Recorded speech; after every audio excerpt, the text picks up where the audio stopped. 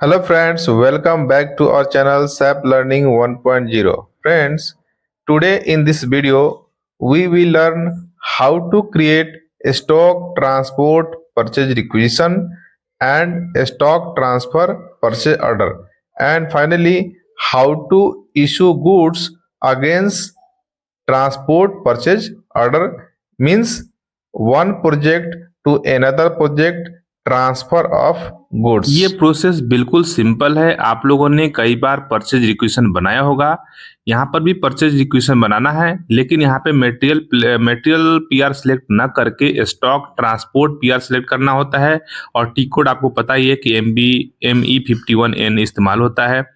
और यहाँ पे मटेरियल कोड, जैसा कि आप बाकी आइटम का पीआर बनाते हैं उसी प्रकार यहाँ पर भी मटेरियल कोड सिलेक्ट करते हैं, क्वांटिटी डालते हैं और यहाँ पे प्लांट लोकेशन, आपका प्लांट लोकेशन डालते हैं और स्टोर लोकेशन डालते हैं। परचेज ग्रुप यानी कि जिस कैटेगरी का आइटम है, मैकेनिकल आइटम है या सिविल आइटम है या आईटी का आइटम है या एसेट है, सेम यहाँ पर रूल फॉलो होता है। फिर उसके बाद यहाँ पे परचेज ग्रुप डालने के बाद जो भी है आपका 101 है, 115 है, परचेज ग्रुप आपके कंपनी के हिसाब से जो परचेज ग्रुप है वो आप सिलेक्ट कर लेंगे। उसके बाद यहाँ पे कैटेगरी सिलेक्ट करेंगे। स्टॉक ट्रांसफर का यहाँ पे कैटेगरी सिलेक्ट करना पड़ता है। और उसके बाद आता है सप्लाई प्लांट। यहाँ पे देख सकते हैं सप्लाई प्लांट पूछ रहा है, मतलब कौन से प्रोजेक्ट से आपको सप्लाई लेना है वो प्रोजेक्ट यहाँ पे डालते हैं। जैसे आपको कोई आपका अदर प्रोजेक्ट से ले रहे हैं तो उस प्रोजेक्ट का प्रॉफिट सेंटर या उस प्रोजेक्ट का प्लांट कोड यहाँ पे सप्लाई प्लांट में डालते हैं। सप्लाई प्लांट सब कुछ डाल दिए, प्रोजेक्ट लोकेशन आपका डाल दिए, आपका स्टोर लोकेशन डाल दिए, सब कुछ ओके हो गया। अब हम यहाँ पे अप्रूवल अटैचमेंट करते हैं, क्योंकि आपको कहीं से ना कहीं अप्रूवल मिला होगा कि आप मटेरियल ट्रांसफर करना है, तो उसका अप्रूवल अटैचमेंट हम यहाँ पे कर देते हैं। अप्रूवल अटैचमेंट करने के बाद इसे हम सेव करते हैं। सेव करेंगे तो आपके सामने एक स्टॉक ट्रांसपोर्ट ट्रांसफर का पीआर क्रिएट हो जाएगा। इस पीआर को हम ऑथराइज जो भी पर्सन है उसके पास रिलीज के लिए भेजते हैं और रिलीज होने के बाद फिर हम इस पीआर के अगेंस्ट में स्टॉक ट्रांसपोर्ट पीओ बनाते हैं। स्टॉक ट्रांसपोर्ट पीओ बनाने के लिए सेम टी कोड है ME21N। जो भी हम पीओ बनाते हैं, परचेज ऑर्डर बनाते हैं, ME21N में ही बनाते हैं और स्टॉक ट्रांसपोर्ट पीओ भी ME21 में ही बनाते हैं। यहाँ पे हम इसका कैटेगरी सिलेक्ट कर लेते हैं। आप डोमेस्टिक पीओ, जो भी पीओ आप बनाते हैं आपके कंपनी के हिसाब से, वो यहाँ पे आप ट्रांसपोर्ट या ट्रांसफर, कई कंपनियों में intra stock transfer, inter stock transfer इस तरह से नाम आता है। कई कंपनियों में स्टॉक ट्रांसफर और परचेज ग्रुप आ जाता है, तो आप वहां पे सिलेक्ट कर लेंगे ट्रांसफर वाला कैटेगरी। इसके बाद आपको सप्लाइंग प्लांट में आपका जिस प्रोजेक्ट से, जिस लोकेशन से मटेरियल लेना है, उस सप्लाइंग लोकेशन का प्रॉफिट सेंटर या उस लोकेशन का प्लांट कोड सप्लाइंग प्लांट में डालते हैं। जहां पे आप वेंडर कोड डालते थे वहां पे सप्लाइंग प्लांट डालते हैं। फिर परचेज रिक्वेशन में आपने जो परचेज रिक्वेशन बनाया है वो डाल देंगे। उसके बाद लेटेस्ट GRN डेट कई कंपनियों में पूछा जाता है, कई कंपनियों में नहीं पूछा जाता है।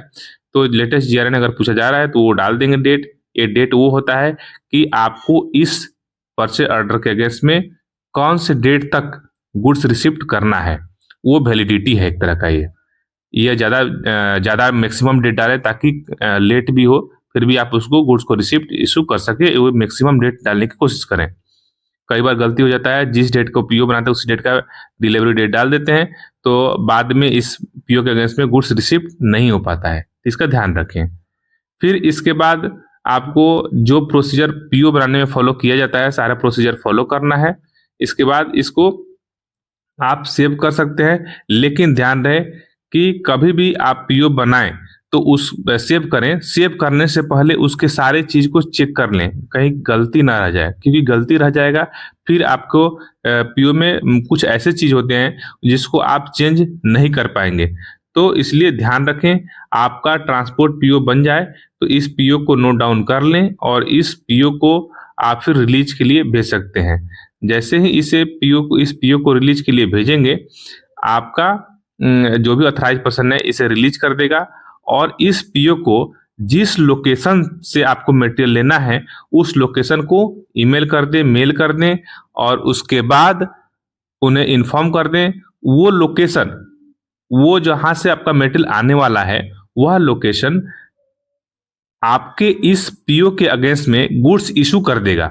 गुड्स इशू जैसे ही करेगा आपको इन्फॉर्म हो जाएगा और आप बाद में उस पीओ के अगेंस्ट में गुड्स रिसिप्ट कर लेंगे, तो आपके स्टॉक में वो मटेरियल सैप के अंदर में आ जाएगा। ठीक है, तो चलिए मैं आपको एक स्टॉक ट्रांसपोर्ट पीओ के अगेंस्ट में गुड्स इशू करके दिखाता हूं कि स्टॉक ट्रांसफर कैसे होता है। इसके लिए जो टी कोड होता है आपको पता ही है कि MIGO मीगो इस्तेमाल करते हैं। फिर गुड्स इशू और परचेज ऑर्डर दोनों सिलेक्ट करते हैं। यहाँ पे परचेज ऑर्डर यानी कि stock transport purchase order type कर देते हैं, एंटर मारते हैं। फिर डॉक्यूमेंट डेट, वह डेट होता है जिस डेट को मटेरियल ट्रांसफर हुआ है, जिस डेट को डीसी बनाया गया, डिलीवरी चालान बनाया गया है। पोस्टिंग डेट वो होता है जो डेट को आप गुड्स पोस्टिंग कर रहे हैं। तो कई बार posting date, document date same रहता है, कई बार डिफरेंट होता है। यहाँ पे मटेरियल स्लिप में आप मटेरियल स्लिप डाल सकते हैं, जैसे कि रिक्वेजिशन नंबर, कोई रेफरेंस नंबर डाल सकते हैं। हेडर टेक्स्ट में आपको लोकेशन डाल सकते हैं, जैसे आपका लोकेशन मुंबई है और मुंबई से आप दिल्ली वाले किसी प्रोजेक्ट में मटेरियल ट्रांसफर कर रहे हैं, तो Mumbai to Delhi stock transfer, ऐसा कुछ हेडिंग डाल के रख सकते हैं आपको रिपोर्ट में समझने के लिए, देखने के लिए। नेक्स्ट, GI स्लिप में आप जो है डीसी नंबर, चालान नंबर टाइप कर देंगे और आइटम ओके में जो चेक बॉक्स है सबको चेक को टिक कर देंगे, आइटम चेक कर देंगे। यहाँ पे आपका स्टोर लोकेशन भी डालना पड़ेगा, आप जिस स्टोर लोकेशन से ट्रांसफर कर रहे हैं वो स्टोर लोकेशन भी टाइप करना होगा। तो ये सब कुछ आप पहले से कहीं अपने सामने डॉक्यूमेंट रखें, फिर इसको प्रोसेस करें, क्योंकि बिना डॉक्यूमेंट रखे आप प्रोसेस करेंगे तो जो इसमें डेटा मांग रहा है उस डेटा को आप फीड नहीं कर पाएंगे। तो ध्यान रखें, कभी भी आप गुड्स इशू करें तो आप अपना जो डिलीवरी चालान है, जिस डिलीवरी चालान के अगेंस्ट में गुड्स इशू किए हैं, उस गुड्स इशू के अगेंस्ट में आप डिलीवरी चालान सामने रख के ही करें। इसमें जो मूवमेंट टाइप आता है वो मूवमेंट टाइप होता है 351 और इसमें बैच जो है आइटम बाय आइटम एक एक करके सिलेक्ट करें और सभी का बैच इसमें अपना डाल दें। जो सेम प्रोजेक्ट में एक स्टोर से दूसरे स्टोर में मटेरियल ट्रांसफर होता है वो होता है 301 मूवमेंट टाइप से, और एक प्रोजेक्ट से दूसरे प्रोजेक्ट में अगर मटेरियल ट्रांसफर होता है तो उसका मूवमेंट टाइप होता है 351। तो इसमें कंफ्यूजन नहीं रहना चाहिए कि इसमें बहुत सारे लोग पूछते हैं कि मूवमेंट टाइप कौन सा इस्तेमाल करें। तो हमेशा याद रखें कि एक प्रोजेक्ट से दूसरे प्रोजेक्ट में जब भी मटेरियल ट्रांसफर होता है तो मूवमेंट टाइप होता है 351, 351। और एक सेम प्रोजेक्ट में अलग अलग अगर 4-5 स्टोर है तो मेन स्टोर से सब स्टोर, सब स्टोर से मेन स्टोर, ऐसे ट्रांसफर होता है मटेरियल, तो मूवमेंट टाइप होता है 301। यहाँ पे सब आइटम को सिलेक्ट करना है, एक एक करके क्लिक करना है, वेयर में जाना है और यहाँ से बैच सिलेक्ट करना है, बैच कॉपी करना है और बैच वाले ऑप्शन में जाकर सारे बैच यहाँ पे टाइप कर देना है। और इसको कई बार क्या होता है कि मटेरियल क्वांटिटी ज़्यादा पीओ बन जाता है, आपके स्टॉक में कम होता है, तो क्वांटिटी हमेशा ध्यान रखें। उसके बाद आप इसको सब कुछ बैच वगैरह डालने के बाद अब चेक कर लें एक बार, कोई एरर नहीं आता है।